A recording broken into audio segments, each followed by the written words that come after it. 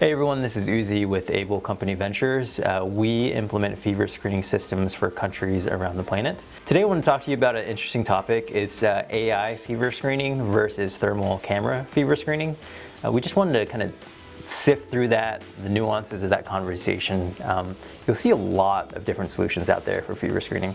You'll see, your standard temperature gun. You'll see, people using some sci-fi helmet in China to identify people.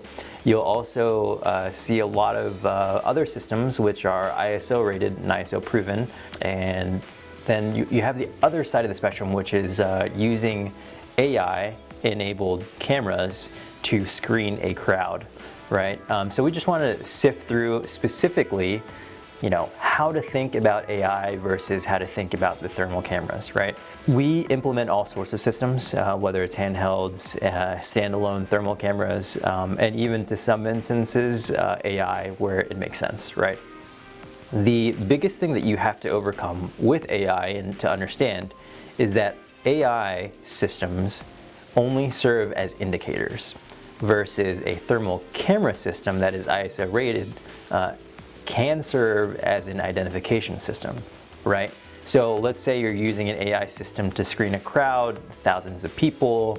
You are actually just getting an indicator score of people based off of that algorithm's ability to analyze that person's signature, create a sort of score for them, and then elevate that or bring it down based off of the algorithm's ability to kind of adjust the score, right?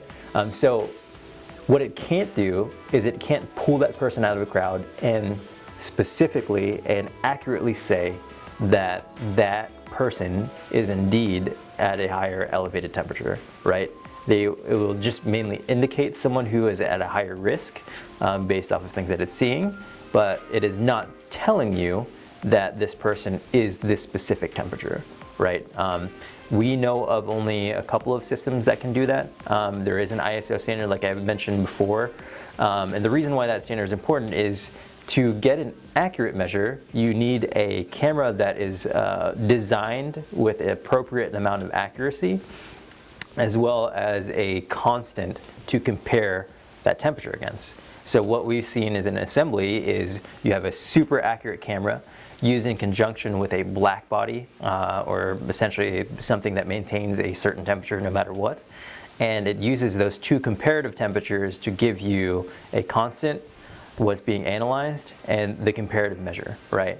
So it is a very controlled process, right?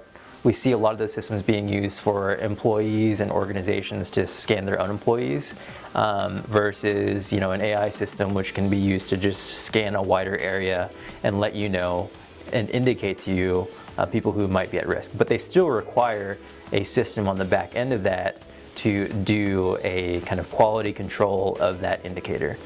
So hopefully that kind of demystifies it. Again, the bottom line is that AI-based systems can serve as indicators, whereas thermal camera-based systems can actually serve as that identifier. Hopefully you learned something, and thank you very much. Today I want to talk to you about an interesting topic. It's AI fever screening versus thermal camera fever screening. We just wanted to kind of sift